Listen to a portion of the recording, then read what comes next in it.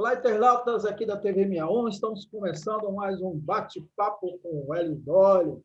Hélio, tudo bem? Tudo bem, Negrão? Tudo bem, Alisson? Alisson, Tudo jóia, bom dia. firme e forte, né, Alisson?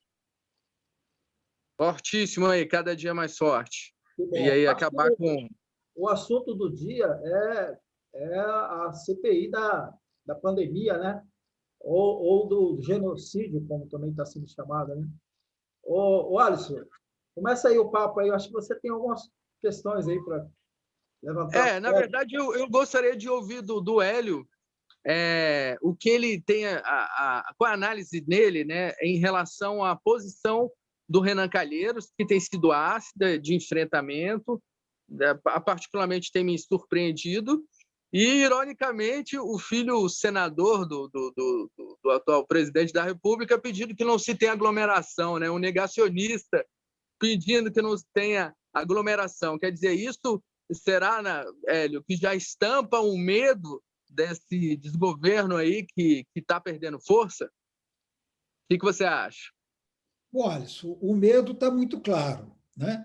Bom, para falar a verdade, nenhum governo gosta de uma CPI para investigar, natural.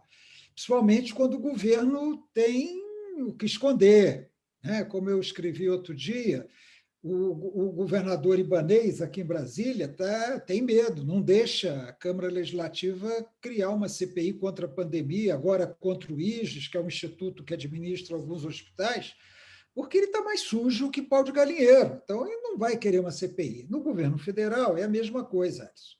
Eles têm medo, têm muito medo do que essa CPI pode concluir. E tem um medo particular do Renan. Por quê? O Renan era um aliado do PT, era um aliado do Lula. É um dos que abandonou a Dilma para votar a favor do impeachment, como tantos outros, como tantos aliados que o PT tinha, como o Ciro Nogueira, o Valdemar Costa Neto, o Gilberto Kassab, até o Roberto Jefferson, mais no passado, foi aliado do PT. Então, esses aliados largaram o PT de impeachment. Mas o Renan, após isso, manteve uma postura diferente.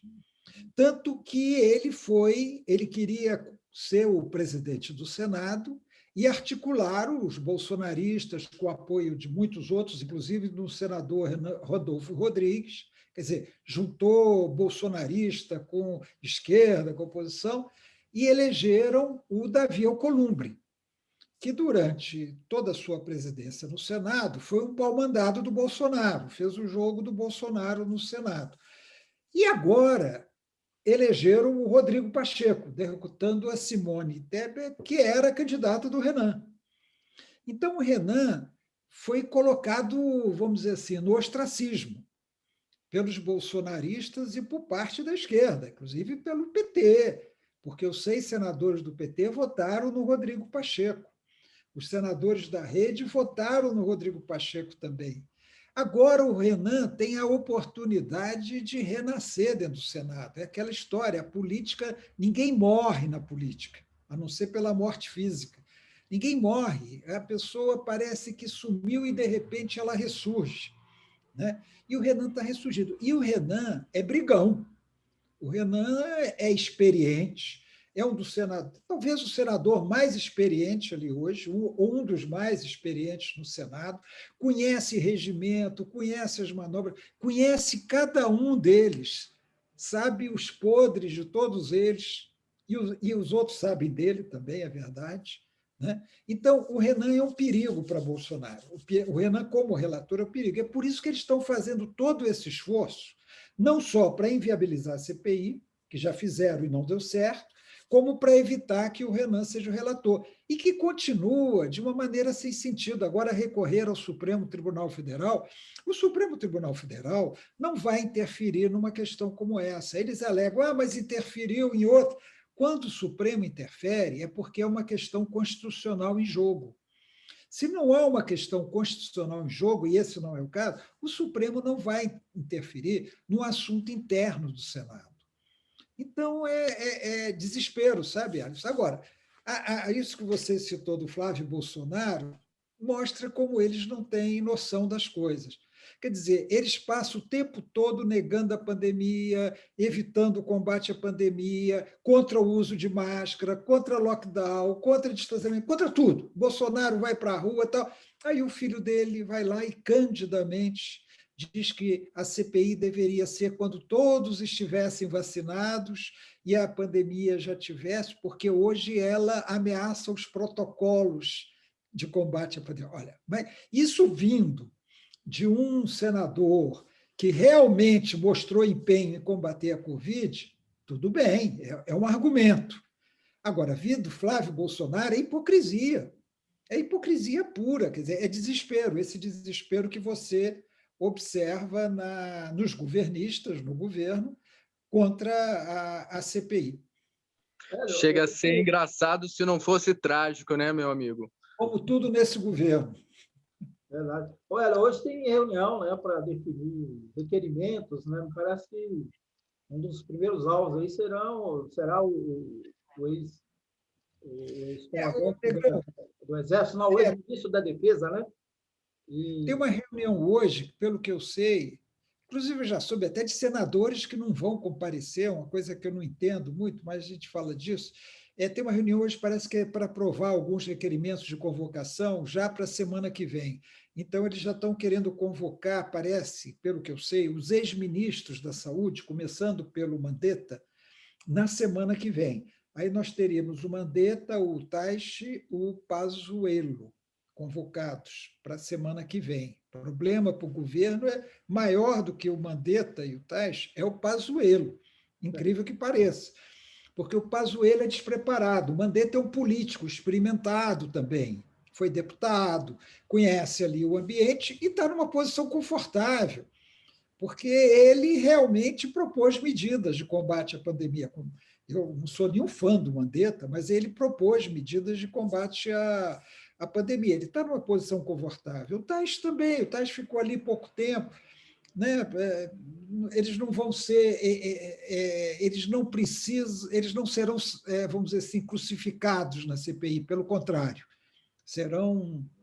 vão levantar a bola deles, com algum cuidado por parte de alguns senadores, porque o Mandetta é um possível candidato em 2022. Então, também não dá para ficar levantando muito a bola do Mandetta.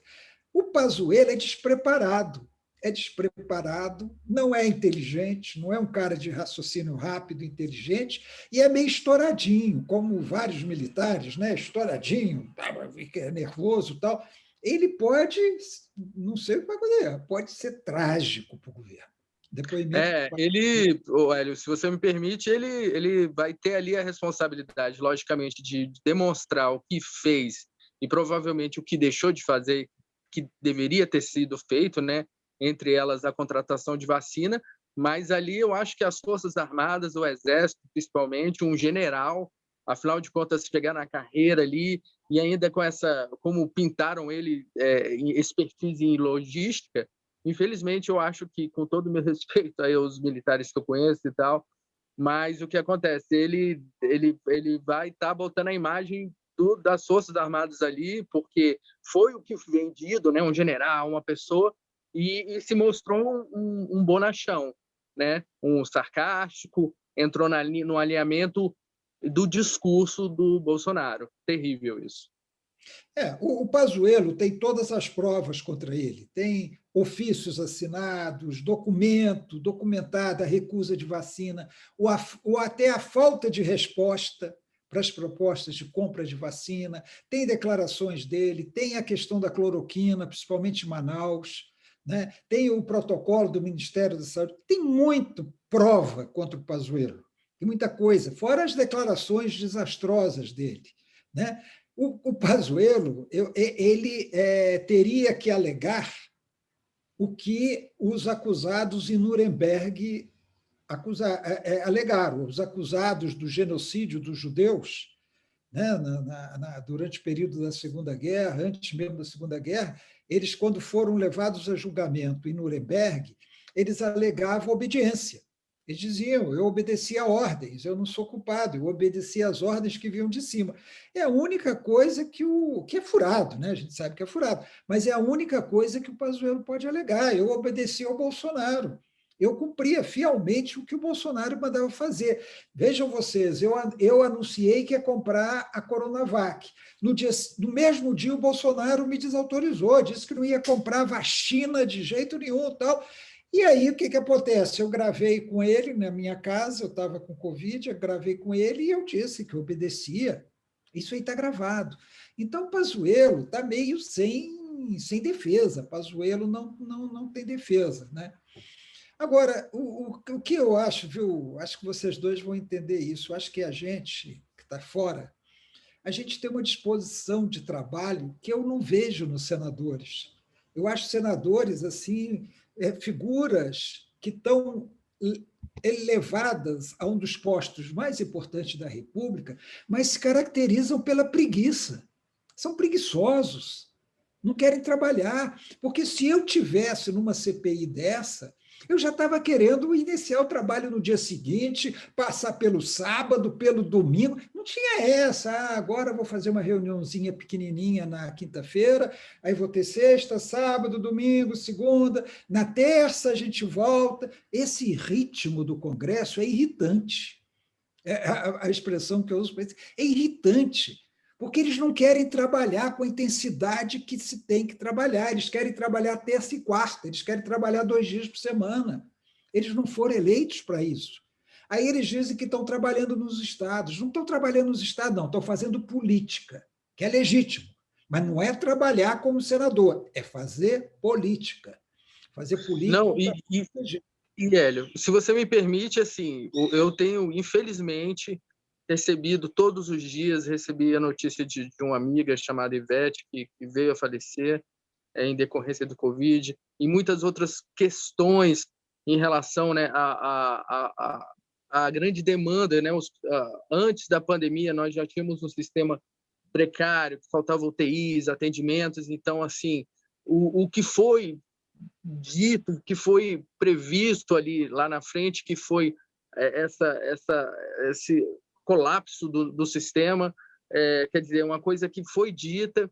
E aí, quando você me fala assim de senadores confortavelmente protegidos, com o seu direito à fala, seu direito à expressão, e a gente está tendo pessoas morrendo aqui, e o tão quanto é importante a CPI da pandemia, porque eu fico pensando, eu que passei por uma situação de internação, graças a Deus tive todo o suporte, estou bem agora, mas eu vejo o tão que uma atitude política que não é implementada, uma investigação, um investimento, está ceifando vidas agora por falta de atendimento. Eu tenho visto em grupos pais peregrinando aqui no Distrito Federal, em hospitais, procurando oxigênio, procurando, sabe, internações, a própria burocracia do sistema, tem que tirar uma chapa do pulmão, tem que ir no hospital, aqui não está funcionando, aí você tem que ir lá não sei aonde, cruzar a cidade para tentar, aí você tira essa chapa para voltar, ainda tentar pegar um médico que está de plantão, ou enfermeiro, enfim.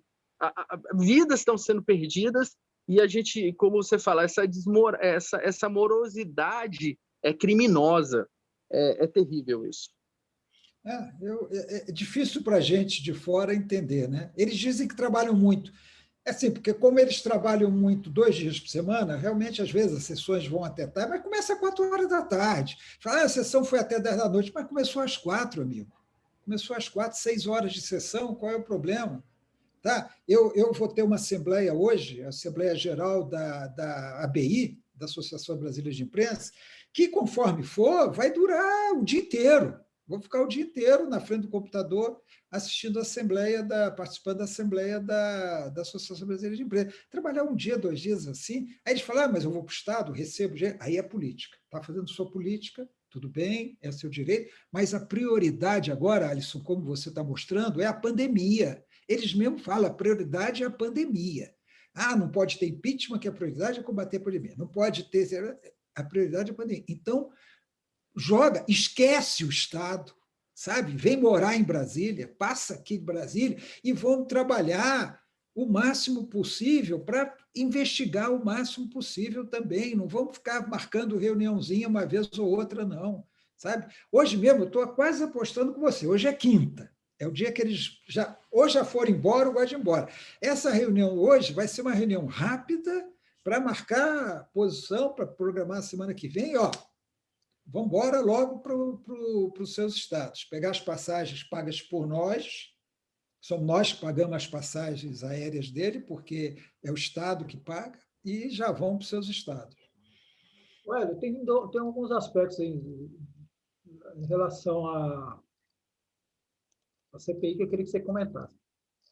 A possibilidade de convocação do ministro da Defesa, que não sei se sai hoje. Outra é que os requerimentos dos governistas, a notícia que chegou aí, de que foram elaborados no Palácio do Planalto, e ameaças a senadores, que são membros da comissão, como já foi relatado, deixa eu resgatar aqui, pelo senador Otto Alencar, que diz ter sofrido ameaças e que o governo está tentando intimidar os membros da CPI. Você acompanhou isso aí? Pode comentar? Olha, essa coisa da ameaça eu não acompanhei muito, não, mas o documento feito no Planalto, eu vou tratar sobre dois aspectos. Primeiro, é normal, vamos dizer assim. Qualquer governo isso acontece, não é uma particularidade do governo Bolsonaro. O governo tem que se defender, ele reúne com os deputados ou senadores que o apoiam, traçam estratégias juntos e preparam documentos e tal. Mas, sem dúvida nenhuma, é uma irregularidade, porque quem tem que fazer isso são os senadores, não é o funcionário da presidência da República. Eu estou falando que é normal sem querer absolver. Vai dizer o seguinte, todos que fizeram isso ou fazem isso estão errados. Mas quero mostrar que também é uma coisa comum. Mas está na cara, como disse o Alisson, eles estão apavorados, o Negrão, estão apavorados. O governo está apavorado com essa CPI. Por quê? Inclusive, porque o governo não tem competência. Se fosse um governo competente que eu digo do ponto de vista político, de comitê de crise, estabelecer defesas, procurar e ter parlamentares eficientes, a bancada do governo na CPI só tem de qualidade parlamentar, tá? O Ciro Nogueira. É o cara que ali tem experiência, sabe atuar como parlamentar. Os outros são medíocres. Os outros da bancada do governo são medíocres, são parlamentares medíocres, inclusive alguns de primeiro mandato, sem nenhuma condição de articular, de fazer tal. Então, o governo está com medo, até por isso, pela sua incapacidade de enfrentar essa tropa de independentes e de oposicionistas lideradas pelo Renan. O governo está preocupado. Agora, qual foi o outro ponto que você colocou, além das ameaças? Convocação do ex-ministro da Defesa. Olha, eu estou falando nisso, e eu acho que, primeiro, não tem que ter medo de convocar o ministro da Defesa. O ministro da Defesa deveria ser um civil. Quando o Ministério da Defesa foi criado no governo Fernando Henrique Cardoso, foi para ser exercido pelo civil, foi para demonstrar que as Forças Armadas estão submetidas ao poder civil, ao presidente da República. O Temer quebrou essa tradição de civis serem o ministro da Defesa. O Temer quebrou isso e Bolsonaro continuou. Então, o fato dele ser um militar, um general de 4 estrelas, não deve intimidar os parlamentares, porque naquele cargo ele é um civil. Ele é um ministro civil, o cargo que ele está exercendo. O Ministério da Defesa tem uma responsabilidade muito grande na fabricação inócua, gastando muito dinheiro de, acho que, não sei quantos milhões de cloroquinas, de comprimidos de cloroquina. 1,1 milhão. Para fabricar um remédio que não serve para malária, mas não serve para Covid. E o Ministério da Defesa talvez devesse explicar, não é que não houve ação das Forças Armadas no combate à pandemia. Houve. A Aeronáutica transportou, a Marinha ajudou na Amazônia, o Exército, mas foi absolutamente pouca e ineficiente. Isso a gente tem que reconhecer. Enquanto em outros países as Forças Armadas são mobilizadas para ajudar em todo o processo de lockdown, para ajudar na transporte, na logística de material, de equipamento, aqui foi uma atividade mínima. E tem um outro detalhe: as pessoas sem hospital, as pessoas morrendo sem atendimento e leitos vazios em hospitais militares. Isso já foi reconhecido. Os leitos ficam lá vazios, esperando os militares e seus parentes que possam ser infectados. Se eles não são ocupados, ficam lá parados. Enquanto isso, os paisanos, como eles gostam de chamar a gente, né? Os civis estão morrendo sem atendimento. Isso é muito grave. Isso é muito grave. Tudo bem, tem que prever, né? Mas isso não é segurança nacional. Isso é corporativismo. Isso é corporativismo. É a mesma coisa que se nós, jornalistas, tivéssemos um hospital e falasse, não, esse hospital aqui é só para jornalista. Aí o jornalista não está com Covid, tem lá 10 leitos vagos. Não, mas é que algum jornalista pode ter Covid e ele vai precisar desse hospital. É corporativismo. É um corporativismo condenável sob todos os aspectos. E o Ministério da Defesa, eu acho, tem que explicar isso. Tem que explicar isso. Eu acho que a CPI deveria requerer os documentos mostrando a ocupação dos hospitais militares em todo o país, não é só o HFA aqui, não. Os hospitais militares em todo o país, como foi a ocupação durante esse período da Covid. E eu acho que, se há leitos vazios, os responsáveis têm que ser criminalizados por isso, pelas pessoas que morreram nas filas dos hospitais. Alisson, Pois é, essa análise do Hélio é muito importante, realmente.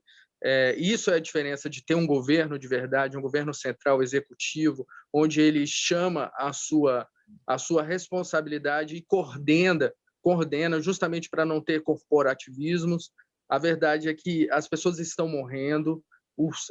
A cada dia eu tenho tido notícias muito tristes de amigos, de pessoas da política, da cena cultural.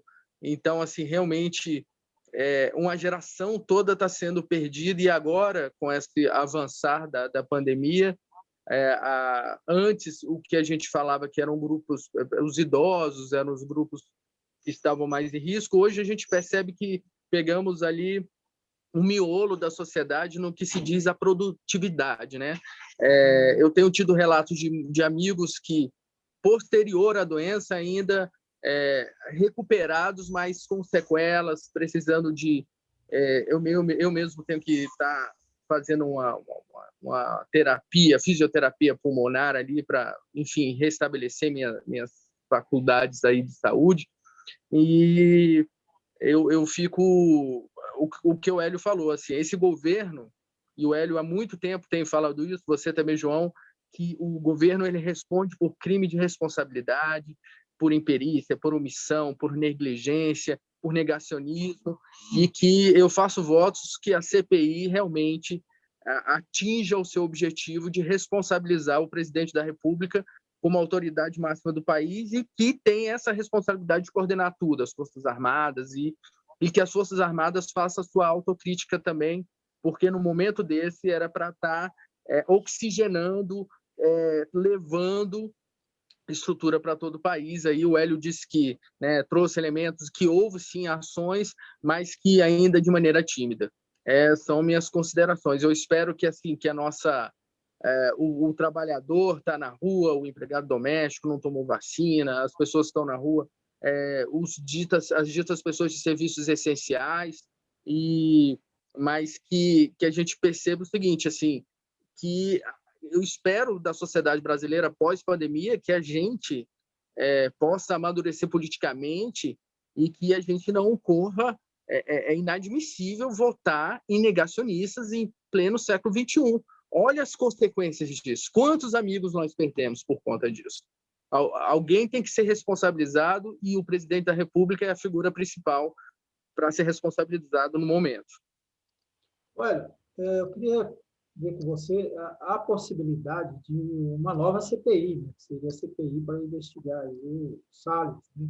A questão ambiental. Queria que você comentasse isso também. A Câmara não está com nenhuma CPI de expressão, né? Então, eu acho que seria interessante que, assim como o Senado constituiu a CPI da pandemia ou do genocídio, a Câmara também exercesse esse papel que é inerente às minorias, né? Quer dizer, é a oposição investigando o governo. Isso é necessário em qualquer governo democrático. O Salles, a gente está muito centrado hoje na pandemia, é óbvio, como disse o Alisson, todos nós, todo dia, recebemos uma notícia de alguém que morreu, de alguém que está entubado, de alguém que está grave, de alguém que foi infectado. Todos os dias nós recebemos notícias de pessoas conhecidas, próximas, amigos, parentes. Tal. Isso está nos definhando. Né? Mas existem outras questões. E a boiada do Salles está passando. Ele explicitou isso, que ele ia passar a boiada aproveitando esse quadro. E está passando. O que está se fazendo em torno do meio ambiente no Brasil é também criminoso. É também criminoso, porque estão destruindo o país. Estão destruindo os recursos naturais do país. Estão destruindo a Amazônia, o Cerrado, o Pantanal. Estão ameaçando as comunidades indígenas. Estão ameaçando as comunidades indígenas, estão promovendo garimpo em terra indígena, extração de madeira ilegal, e tudo com beneplácito do governo, tudo com apoio do Ministério do Meio Ambiente. Então, motivo para uma CPI não falta. Não falta. Outro dia eu assisti parte do depoimento daquele delegado, infelizmente eu não lembro o nome dele, o delegado que foi afastado depois de apresentar uma denúncia contra o Salles. Que era da superintendência, aliás, corajoso ele. Ele é corajoso e ele enfrentou aqueles deputados medíocres do PSL com muita coragem. Ele não fez igual aquele pessoal que vai depor e fica intimidado pelos deputados que dizem eu tive 100 mil votos, tal. Ele enfrentou legal, eu acho que ele foi bastante correto. Então, até poderia ser um dos primeiros depoimentos nessa CPI, Negrão. Eu acho que seria muito interessante que se conseguisse fazer isso. Eu acho que estão havendo, sem falar na economia, tragédia da economia, a tragédia sanitária do país, nós temos situações muito graves, Negrão, acontecendo na educação, no meio ambiente e na entrega de nossas riquezas, que também está indo aí e estão anunciando privatizações. Por outro lado, aí já é um problema mais do Congresso, essas reformas que querem aproveitar para fazer, para prejudicar os servidores. Não é tanto prejudicar os servidores públicos, é prejudicar o serviço público. Essa reforma administrativa que estão querendo fazer. Ela prejudica os servidores, mas antes de prejudicar os servidores, ela prejudica o serviço público, o atendimento. É uma precarização, Hélio. Perdão, é uma precarização, como nós falamos desse destemido deputado federal, o delegado federal, que pelas denúncias foi destituído do cargo da superintendência e foi na Câmara e olho no olho e falou de maneira corajosa. É isso, essa autonomia que eles querem tirar do serviço público. Essa questão técnica, essa questão da carreira ali. Querem colocar, como a gente tinha lá nas oligarquias, o compadre para ser delegado, né? E as coisas nos prosperarem. Como dizia lá em Minas, eu sou de família, sou carioca de família mineira, lá dizia o seguinte: quando ganha o PSD, demite toda a turma da UDN e coloca todo mundo. É o juiz, é o delegado, é o chefe de polícia, é o funcionário, é o escriturário, todo mundo sai os do PSD e vem do UDN. Aí a UDN perde a eleição, tira toda a turma da UDN e coloca. Isso não é Estado que possa funcionar desse jeito. O Estado precisa de carreiras estáveis, profissionalizadas, competentes para poder funcionar. E eles querem acabar com isso. Eles querem acabar com isso. Eles querem fazer o seguinte: o senador nomeia, o deputado nomeia, o ministro coloca quem ele quer, aí se aparece um delegado como esse, aí demite o cara. O que eles querem é isso. Eles estão preservando algumas carreiras, mas, no fundo, o que eles querem é isso. Muito bom. Então, aqui nós já chegamos no final aqui do nosso tempo, nesse bate-papo saboroso com o Hélio Dolly. Então, ainda tem um tempinho aí para vocês darem um tchauzinho, considerações finais aí. Eu vou agradecer novamente a oportunidade, João Negrão, Hélio. Realmente, pós essa recuperação que eu tive, a gente olha a vida de outra maneira, né? Então, assim, a vida é bela, a gente tem que buscar viver, mas o que eu vejo e a oportunidade de conversar com vocês é que a gente tem que, nesse momento político, dar nome aos bois. Eu mesmo tenho comprado de parlamentares, tenho comprado de partidos, porque, afinal de contas, é inadmissível que milhares de pessoas estejam morrendo por conta de um negacionismo que a gente tem do presidente aí, e que ainda existem pessoas e instituições, e enfim, que apoiam. A gente tem que superar isso, a gente tem que salvar vidas. Então, assim, eu acho que cada um de nós tem que ter um comprometimento. Eu tenho mandado áudios, tenho mandado vídeos, tenho questionado deputados, pessoas que estão aí, que têm responsabilidade sobre isso, porque, afinal de contas, são vidas que nós estamos perdendo a todo dia por conta de uma irresponsabilidade de gestão aí desse atual presidente executivo e alguns governadores que têm esse alinhamento de negar também. Então, assim, estou aqui para contribuir e eu acho que é o momento da gente salvar vidas, nem que seja apontando os responsáveis nesse momento. Durante a sua despedida, fala um pouquinho da pauta da reunião da BI hoje, que você vai participar daqui a pouco. Não, a BI, Negrão, é uma Assembleia Geral Ordinária que se realiza uma vez por ano, às vésperas da eleição do Conselho. O Conselho da BI é renovado todo ano em um terço. Então, 3 anos, vai renovando um terço, um terço, um terço. Amanhã nós vamos ter eleição para um terço do Conselho, e hoje tem uma Assembleia Geral Ordinária que precisa aprovar o relatório da diretoria, precisa aprovar as contas da entidade, precisa discutir o processo eleitoral. Então, é uma Assembleia Ordinária. As Assembleias Ordinárias acontecem uma vez por ano, e é justamente hoje e agora, já está 10 horas, é o horário de entrar. E é virtual, né? Até 2019 era presencial, agora é virtual. Tá bom, então é isso. Boa reunião para você, Hélio. Abraço. Obrigado, Alisson, e até a próxima. Até segunda. Obrigado. Até a próxima. Valeu. Tchau.